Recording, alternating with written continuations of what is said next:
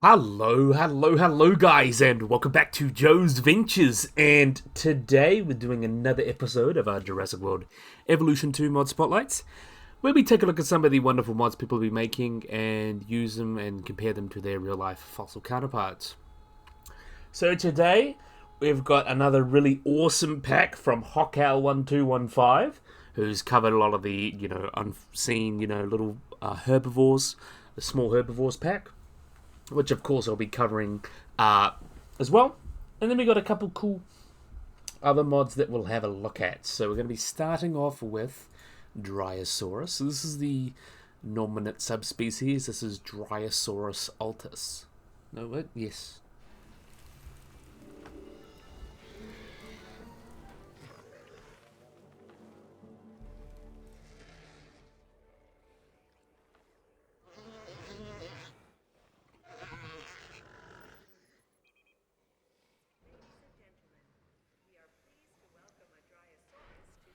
I'm going to say these Dryosaurus are pretty amazing. We'll have a look at you since you're standing. Which ones? Hmm. Which one? We'll have a look at this one. So this is... Ooh, I like this one. We'll have a look at you. So this is Dryosaurus altus. So this is the type subspecies, or the type species. So this is the one that they found and described Dryosaurus altus, or Dryosaurus, based on. So this was discovered in 1876, where Samuel Waddell Wiston, or something like that, found this in Albany County in Wyoming, and in 1878 with Neil Charles Marsh. Originally named it Laosaurus altus, with altus meaning tall, as it was thought to be larger than the species Laosaurus coelio. And then they made, 1898, they made the taxon a separate genus, Dryosaurus, which Dryosaurus refers to dry, it's tree or oak, because it was believed to live in places like that. And later it was assumed that it would have been opening shape of the cheek teeth, however that is absent. And the type species is now Dryosaurus altus. So the two different species are quite similar. So altus is, as mentioned, found in Wyoming, and is from the late Jurassic, from 157 to 145 million years ago. So that's the main way to tell them apart. Not too much different. The holotype this is the upper bushy member of the Morrison Formation, which covers a partial skeleton with actually a complete skull and jaw. And there has been some other material referred to it as well, but I'll get in and talk about some of the other species as well. But you can see a lot of the changes compared to the Jurassic Park one, or the Jurassic World original one. You can see its head's, a little bit more triangular. It's actually got a beak, and doesn't look like overstuffed little creature. Shorter neck, doesn't quite have that hunchback, much more like rounded body. That's one of the really cool things about Dryosaurus. It's got a very big round barrel shaped body, and you can see those arms looking much better, especially those hands. These guys would have had 5-fingered hands. I think they're 4 or 5. Can't really actually. Yeah, 4. There we are, 4. So they would have had more complete. They're very early on the way to becoming things, like hadrosaurs and things like that. So you can see they've got much more like long-fingered hands. You see that big round body, much better than that real hunchback that the original one had. You need a longer tail, and look at those wonderful drumsticks there. Much bigger feet as well, which is cool. And I just love like the color of it and the textures. Look at the textures. Hawk Owl is just really just with those textures, just incredible. He's actually going back and remaking a few other packs, and I'm obviously going to have to cover those because that's just going to be absolutely amazing. Especially with these textures, it's just amazing. And you can see how wonderful that beautiful eye looks, and you see some different patterns and variations there. Really, really looks amazing. And this is pretty much what they'd look like in life, which is pretty cool, especially with the textures and everything. So yeah, change anatomy, shorter neck, much more accurate head, smaller arms, accurate digits, and much bigger, rounder body. Those are the main differences, especially in Altus. So as I mentioned, we were just talking about Altus. So we have a look at the other species. So we're having a look at now. Oh, that's not where I want to click it. We're going to have a look at Dryosaurus elderi. I believe you say that.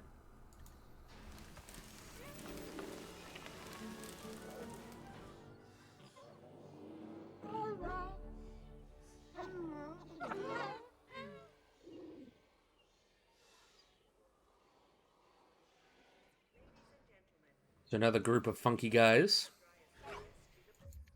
So you can see this one looks a little different, but we'll still see how cool it looks regardless. So this is elderi, a little bit of a leaner and meaner one by the looks of it. So originally, Gregorius Paul in his 2010 field guide actually took the material from Utah and described them as a separate species. So, as I mentioned, these are the ones from Utah. So, 1992, so they were discovered a front half skeleton of a young individual, a skeleton with skull but lacking the tail, and other bits and bobs as a different species. So, these are considered elderi, which is a different species. Not too much huge differences, mainly things that are kind of things only a paleontologist would notice. And usually these things are not too drastic on the outside, but you can see they do have a little bit of a different look to them. You can see it's got a little bit of a longer neck. You can see this is probably the one that the original Jurassic Park one was based on a bit. So you can see a little bit of a longer neck, more triangular head, much more triangular. And you can see those longer arms. You see they've got quite longer arms with, the four fingies, and you see the fifth digit there. Much more, like the crooked back that it originally had, but not quite as big and bulky. It seemed to not be quite as big and bulky in the other one, it seems. But yeah, they're quite cool, aren't they? Do quite like them. So as I mentioned, they're from Utah, Dinosaur National Monument, and there's a few different specimens found. Yeah, but these guys would have been a little bit younger, so about 150, 145. So a little bit more of a wider range as well, a little bit older. Also, as I mentioned, Utah. So that's potentially a different species there. As I mentioned, there's both like time and distance between them. So there would have been a little variety there. Not a huge distance. And there actually are remains of Dryosaurus from Portugal, which is interesting. So we may have another species coming around in the future. But yeah, these are quite cool. I really like. This is like a little bit more of the typical JWE Dryosaurus look, but made a little bit more accurate with a little bit longer neck and just more proper anatomy, we shall say. But yeah, I'm not sure exactly what the basis of these material is given different species, but that is kind of what's considered at the moment. Carpenter and Galton in 2018 kind of consider the different species. So that's kind of a recent development. So until 2018 it was basically just Altus. So that was these guys, the big round guys, which look quite nice. Then it's, there's another species. So there's a few different cool key little differences there. And you can see this one's a little bit more like the JWE one. It still looks quite nice. Definitely a big fan. So that's both species of Dryosaurus done. So we're going to move on to another one. So another really cool little animal. We have got Homalocephale. So let's have a look at Homalocephale.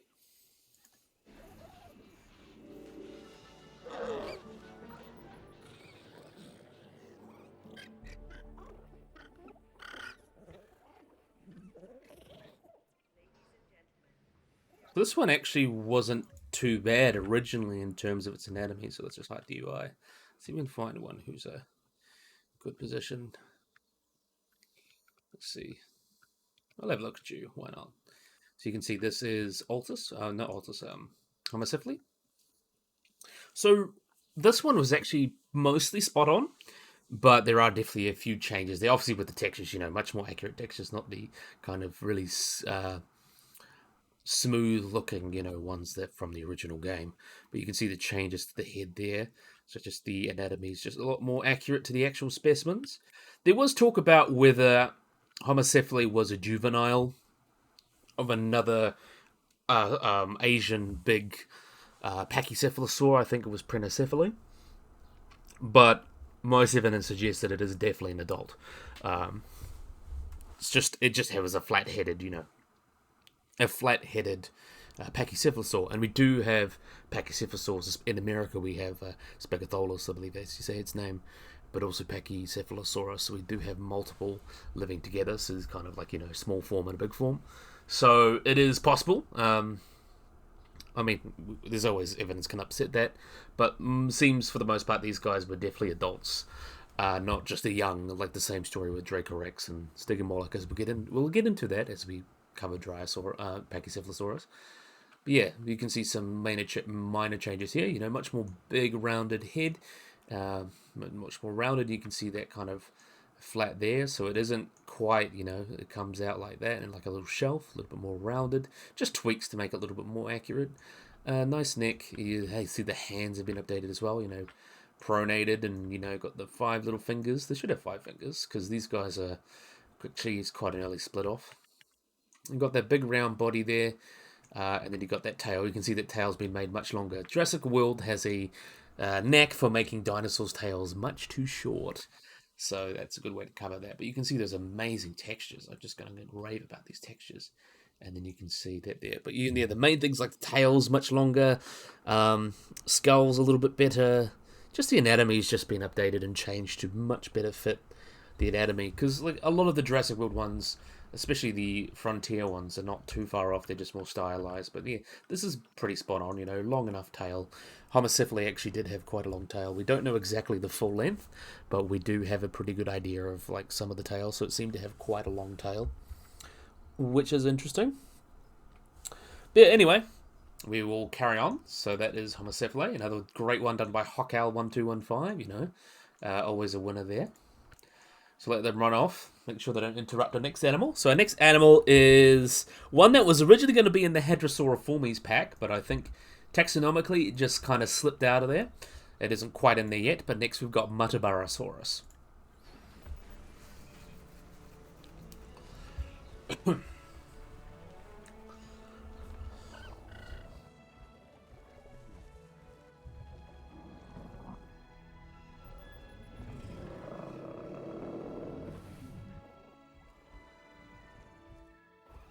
So here is Muttaburrasaurus.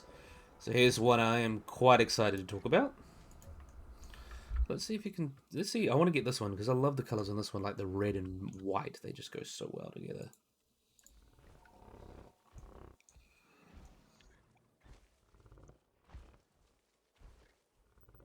Just want to get you to pose for me.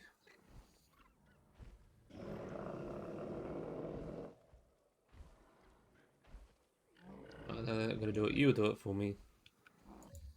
So here we are. Here is Muttaburrasaurus. Let's see if we can get him to a little bit of a better posture. Now I'll have a look at you. You look quite nice. I like the colour of this one, especially the orange. It works quite well on the little crest that they have at the front. So this is Muttaburrasaurus. Actually, the one in the first game was walking around on 4 legs, but most evidence suggests at the moment that Muttaburrasaurus was bipedal. So that one's pretty spot on. I noticed that they've shrunk the head a little bit. Like Muttaburrasaurus actually had quite a small little pinhead, but also quite a lot. Next, you see the head shrunk a little bit. The head's much more accurate. So you've got that characteristic kind of little nasal crest there.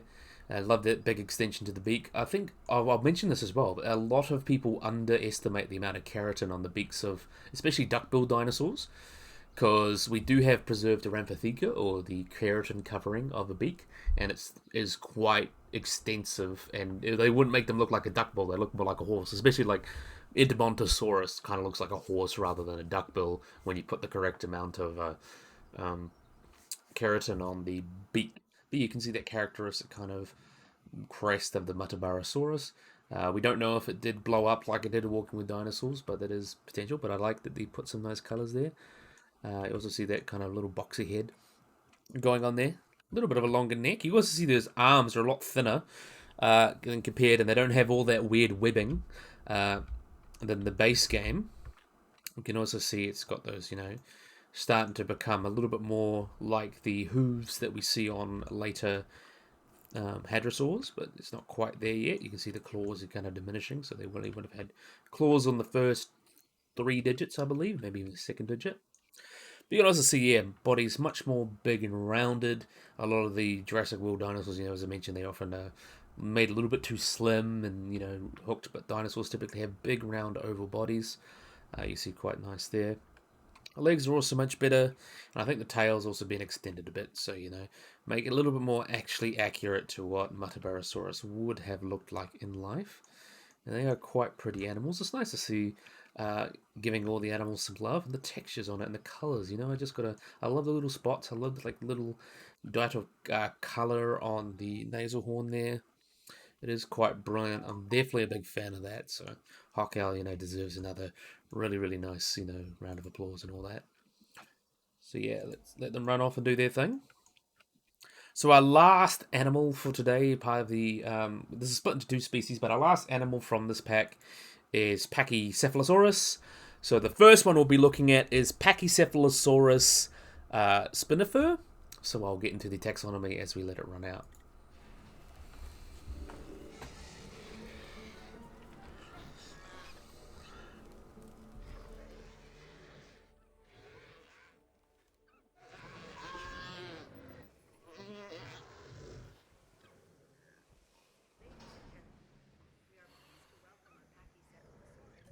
And look how pretty they are. And I love these guys. Look how actually amazing they look. So this is Pachycephalosaurus spinifer. So there are two different species in the genus of Pachycephalosaurus. Well, one is debatable. So the type species P. wyomingensis is the main one, which we'll cover next. But this one is, some argue that Stygimoloch may have been a separate species of Pachycephalosaurus, which is Pachycephalosaurus spinifer. So Stygimoloch spinifer was the original name, but now it's considered Pachycephalosaurus spinifer. Or, as a common hypothesis is that all of these animals have been lumped. So Stygimoloch would have been the kind of teenage stage, which is in the growth stage of Pachycephalosaurus wyomingensis. So basically, Dracorex hogwartsia would have been the youngest, not developing a bulb, or not the bulb, kind of a skull roof. The big, the words are escaping me at the moment. Like a big, thick head. The dome. We'll call it the dome. So he got that really big dome. Dracorex did not have that, and then we see Stygimoloch kind of starting to develop that. So you can see Dracorex would have had pretty much that body there, but they would have had only just the spikes. But you can see this is kind of the midway. They have these kind of round, dome coming in, starting to become a thing. And then you see in wyomingensis, as we'll cover just after this guy, you can see that full-on dome, and that's kind of the very much stereotypical look of Pachycephalosaurus that we all know and love. So it is kind of a little bit debated. As I mentioned, we have talked about the, going through all that. But the main kind of issues is not only just lumping them to that, is it's possible that Stygimoloch may have belonged to a different species, because we do have a few different remains of Pachycephalosaurus, but some are more scant remains. So one of the hypotheses is an individual named Sandy. So Sandy is a Pachycephalosaur that is actually pretty complete. It's about the same size as an adult. It looks like an adult, and I believe was an adult, but it still has the kind of skull shape of Stygimoloch. We'll just refer to this one as Stygimoloch just to make it easier. Of Spinifer, Stygimoloch. So it has like that, but it has the big spikes characteristic of this guy, of Stygimoloch. So it's kind of like a little bit of like, is it actually a different species, or is it potentially lump in a genus? But we do definitely know that Dracorex is not an adult. We know that's a juvenile.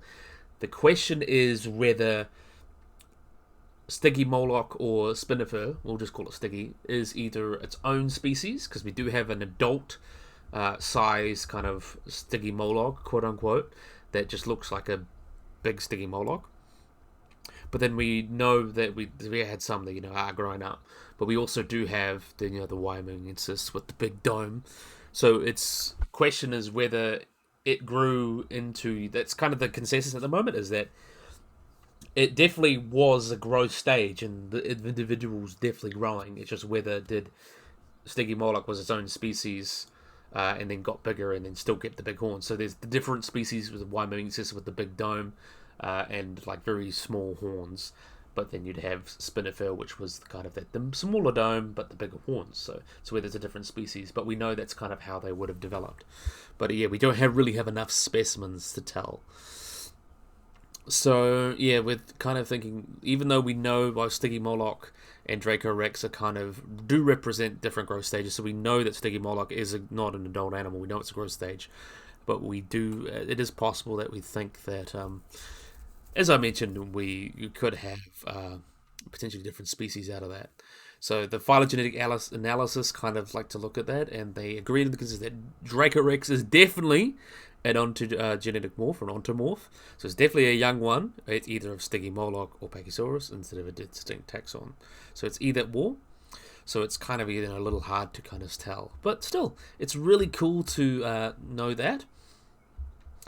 And now we don't have throws 3 anymore, but yeah, that is Stygimoloch, or Spinifer, Pachycephalosaurus spinifer.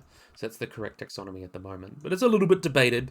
Most would either say Stygimoloch is just a teenage Pachycephalosaurus wyomingensis, but there is argument based on Sandy and some other larger specimens, which basically have the head of Stygimoloch, or the body of an adult Pachycephalosaurus. So that could be different species, but also there's the point it could be genetic, not genetic, sexual dimorphism, things like that. It could just be females had the spikes and then the males had the big domes or something like that. It's we just don't have enough specimens to tell. It's just a one of them things. But yeah, I hope that clears the story for you. And I just got to say I really appreciate that. So you can see a lot of the changes there. Then you Stygimoloch with that big triangle head. You can see the beginnings of the dome. And those big spikes coming in. They part of the theory, as well as these large spikes, would have been reabsorbed into the dome. So when we look at wyomingensis, that's what creates that kind of look there. But you can see, looks quite a bit nice. Big boxy body that is quite characteristic of our Pachycephalosaurs. Shorter head. There was debate whether they did actually headbutt each other, but evidence on neck and pathologies and things like that, they tend to break that apart and everything. But yeah, you can see those quite long legs, and you see that quite thin tail. So yeah, really, really awesome. I got to just gush over the detail and everything. Huckell is definitely one of the mottos you got to definitely have, especially if you love accurate animals, and that's what I do. And it's what I cover, so it's really awesome to have that. So yeah, we're going to let you run off and do your thing. So next up, we have got our last one. So this is the species, I keep going on about. So this is Pachycephalosaurus wyomingensis.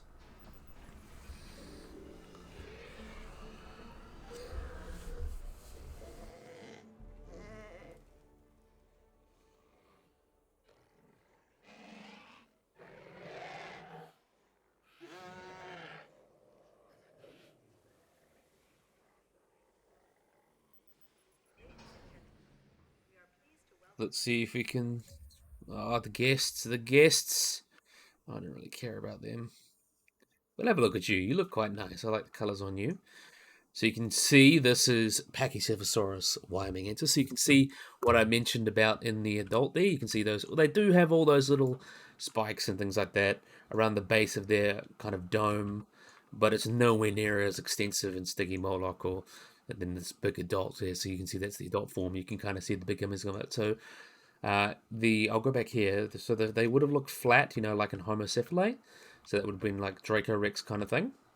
And then the Stygimoloch, you can see, they have that little dome and the big spikes. Then all those spikes would grow in, and then the dome would greatly increase in size like that. So that's quite brilliant. I do say so myself. So let's have a look at you again, because I think you look like quite nice. And I love the colours of this guy. I love the pattern. I just got to gush about the texture and everything again. But you can see that quite tall head they got there, the big dome, quite pointy face. And then you've got the big beak there, so a little bit there. That's what they've been using for sparring. You'll see that much thicker neck as well. As I mentioned, we do have evidence of them actually headbutting. It was kind of debated for a while whether they actually did headbutt, but we seem that we have the injuries and adaptations necessary for taking blunt impacts like that, and we do see the injuries. So we do have pretty good evidence that they did headbutt, and you can see on changes as well. The arms, the original game one, has much larger arms. It also just has like literally just human hands, and it's like a really creepy. But you can kind of see the hands are much smaller, but they do have the 5 fingers on them, but they have much smaller arms. And not the human hands that are so creepy, but you can see that big round body there and that kind of short tail. And they're not walking around like kangaroos, the original game they kind of walk around like kangaroos, much more horizontal in their posture. So yeah, another really cool one there. So all of these really awesome mods were done by Hockowl1215. You know, I'll put the link in the description, of course, as I'll always do. But next up, we've got a couple new species. So up next, we have got Brachytrachelopan by Chocolate.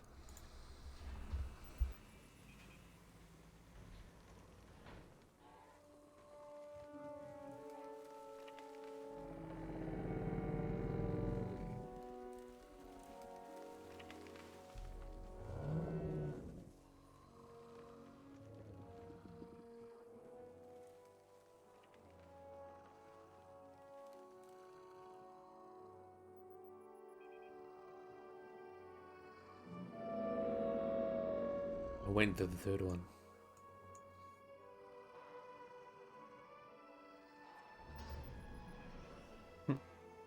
So let them quickly run off and get a little more interesting looking. Now they're walking into each other. Of course they would. We'll have a look at you over there. So here we are. This is Brachytrachelopan, and it looks really nice. Really love to see this one getting constantly updated. So Brachytrachelopan is a short-necked sauropod dinosaur from the Jurassic of Argentina. And the holotype itself was found in fluvial sandstone in the Calden Calero Formation, which is north of the Sierra Condor, Chixapuc province in west central Argentina in South America. So it is quite incomplete, but we do have some pretty good amounts of like sacral vertebrae and enough to tell a lot about it, but it seems a lot of it has been lost to erosion.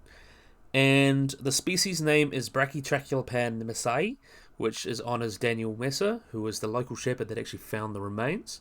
And the genus name refers to the short-necked Pan, with Pan being the god of shepherds. So one thing that's really nice, you can just see off the bat about this dinosaur, for a genus or family of dinosaurs that have such long necks, this guy has a very, very short neck.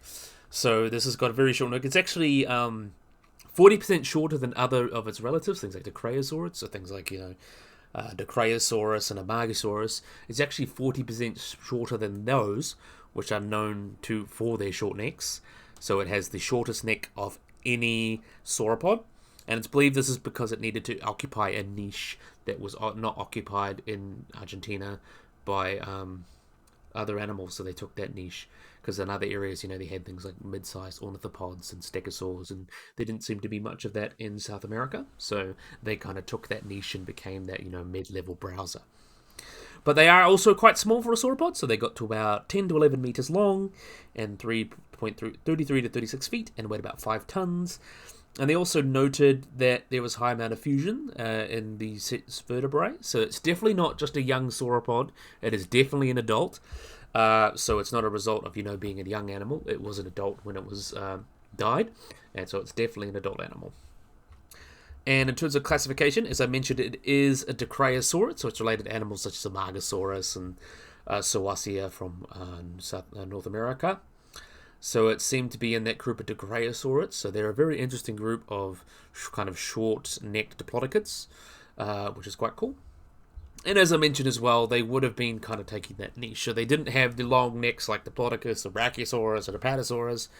So they seemed, Dryosaurs in general kind of seemed to be adapted for this kind of mid-level to grazer morphology. So they would have been kind of grazing at heights to about 1 meter or 2. So filling that kind of same niche as large browsing ornithopods like iguanodontians and things like that. And in areas such as Gondwana, a lot of them would have been absent, so they were perfectly able to take that niche and, do a good job at it. But yeah, this one has been remade a couple times, so I've kind of gone on about this species a couple times. Chocolate has a knack for, redoing some mods. But yeah, it looks really brilliant. I'm definitely a big fan. So we're going to run off and do their thing. So next up, we have got Eoraptor, done by Gojira Chief.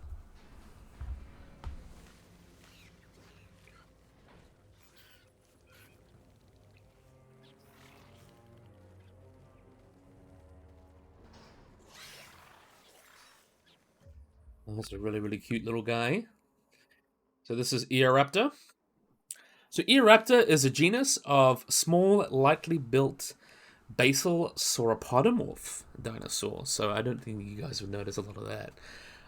It lived approximately 231 to 228 million years ago in the late Jurassic of western Gondwana, which is now known as northwestern Argentina. So the type and only specimen of Eoraptor linensis was first described in 1993 and is known from almost a complete and well-preserved skeleton and several fragmentary ones. And it has multiple tooth shapes, which suggest that may have actually been an omnivore on the way to becoming the herbivore. So the bones of this guy were first discovered in 1991 by the University of San Juan paleontologist Ricardo Matendez, I think you say, during field work conducted by the University of Chicago and San Juan. And the holotype species specimen is PVSJ512, discovered in sandstone in the El Guacho Formation, which is quite a famous formation in Argentina, revealing a lot of early Jurassic animals like Eoraptor and things like that, from approximately 235 to 228 million years ago. And the genus Eoraptor was named by Paul Sereno, Catherine Foster, Raymond R. Rogers, and Alfredo Montana in 1993, which comes from Eos, which means dawn, and then primitive nature's raptor, which is plunderer, refers to its kind of, nature, things like that. And then the and grasping hands. The specific name Linensis comes from Luna, which is moon, and Essus, which is inhabitant. So it's believed to have refers to the place of its discovery, which is the Valley of the Moon, which is known to be arid and almost look like a lunar landscape. So that's kind of a cool one. So it's basically the name means in English is Dawn Plunderer from the Valley of the Moon, which is actually sounds a really cool name. So as you can see, it's not a very big dinosaur. So they measured about 1.2 to 1.3 meters, or about 3.9 to 4.3 feet, and weighed less than 10 kilograms. They were very similarly built to early sauropodomorphs like Brachytrachelopan and Papadromaeus and other Coelophysis, which would appear later. But they had a kink just under the maxilla, and they had like a little bit of a mid-mandibular joint, which is just interesting. These guys were definitely bipedal, and we can also see they had 5 digits on each hand, with the longest of them living in claws, which they probably used to handle prey. And scientists have actually surmised that the 4th and 5th digits were too tiny to use for any hunting, and the ilium actually supported by 3 sacral vertebrae, which is atypical of the 2 in sauropods, but unlike that of the co-evolved Herrerasaurus, which was only 2. So it's very interesting how that fits in the family tree. So it is definitely an adult specimen. And in terms of classification, there's been lots of debates where it actually fit.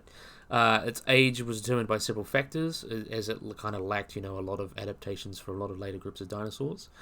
It was thought in 1995 to be the earliest recorded theropod, and is close to the hypothetical dinosaurian condition in the other dinosaur subgroup.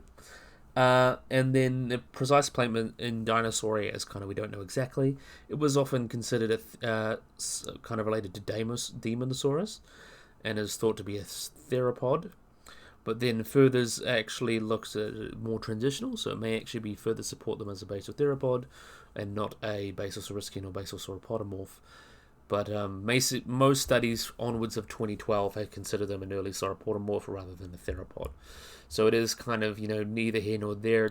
They're so early in the tree, it's really hard to place them, because they do have a lot of traits that are, a mix of all groups, so it's really hard once you get to that point there. But there is kind of the suggestion that they may be related to Herrerasaurus, either basal sauropodomorph, basal theropod, or even basal to both groups. So they may be a thing before they split. So it's kind of hard to tell exactly what goes on there. But as I mentioned, it's believed that this guy may have actually been an omnivore, very similar to things like Brachytrachelopan. It would have been a swift runner catching prey, but unlike other later carnivorous dinosaurs, they had lacked the sliding joint, the lower jaw, which allowed them to hold large prey. So they wouldn't have been able to eat large things. But they do have actually a mixture of teeth, so they do have a heterodont dentition. That means they have multiple different types of teeth. So they would have consisted of both serrated, recurved teeth on the upper jaw, like those of typical theropods, but also they had leaf-shaped teeth in the lower jaw, like those of basal sauropodomorphs, which is also quite interesting. So the formation it lived in, as I mentioned, the El Guacho Formation, It was a volcanically active floodplain covered by forests, and it was a very rich habitat.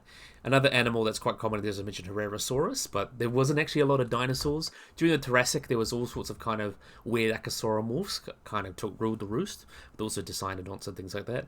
So they would have lived with animals like Therapsids, Rarasuchians, Archosaurs like Sarcosuchus, and the dinosaurs Herrerasaurus and Pachycephalosaurus, but also things like Rhynchosaurs, like Hypodapodon, Aetosaurs, so things like, like weird crocodile things, like herbivorous crocodiles, pig crocodiles, cynodonts, dicynodonts like Iliguacia, and other, dinocynodonts like Strelodon.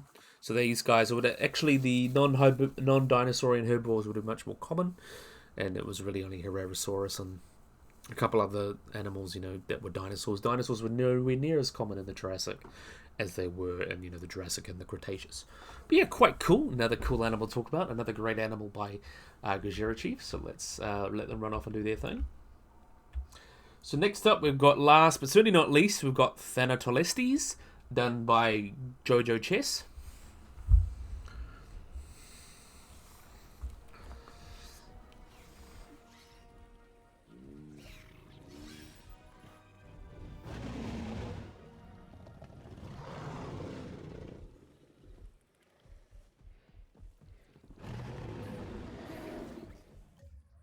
So this is Thanatotheristes, a really cool dinosaur.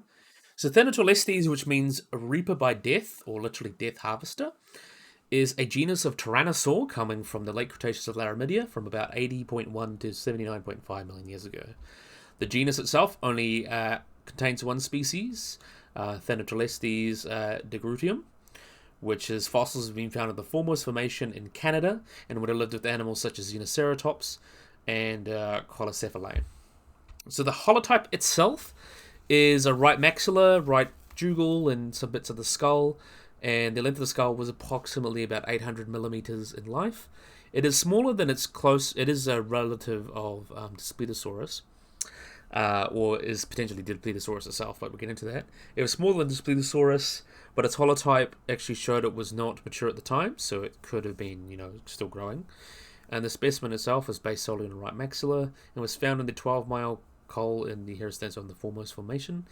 And the specific name, runs to John and Sarah de Groot, who discovered the type specimen.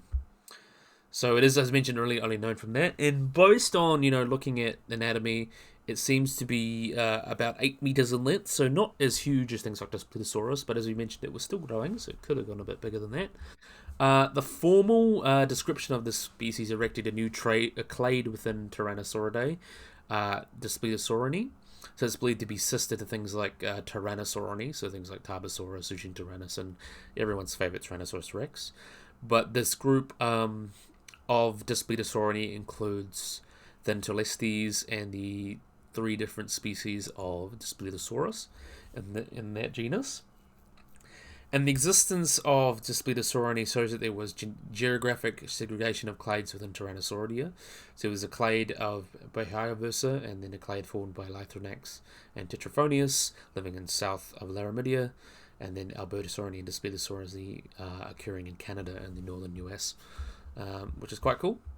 An analysis of actually subadults of Daspletosaurus taurusus suggests that these bones, might not be inadequate, and they suggest that this is not a species, but it is one of those things. It's there's a debate whether it's truly a species, and people, they do want to name new species of theropod.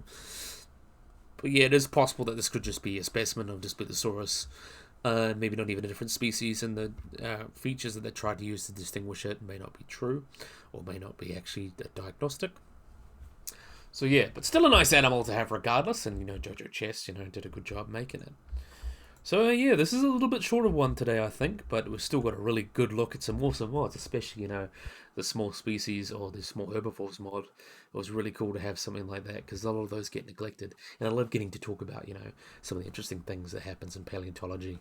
But yeah, we'll let them run off and do their own thing. So yeah, thank you very much, Hawk Owl, for your wonderful small herbivores pack. Thank you, Chocolate, for the Brachytrachelopan. Thank you, Gojira, for your Eoraptor, and Jojo Chess for your Thanatotheristes. So yeah, really hope you guys have enjoyed this video. Hope you guys like and subscribe. Always remember to hit the little bell icon to get notified of anything. So yeah, if you guys enjoyed this video, hope you guys like and subscribe, and bye-bye.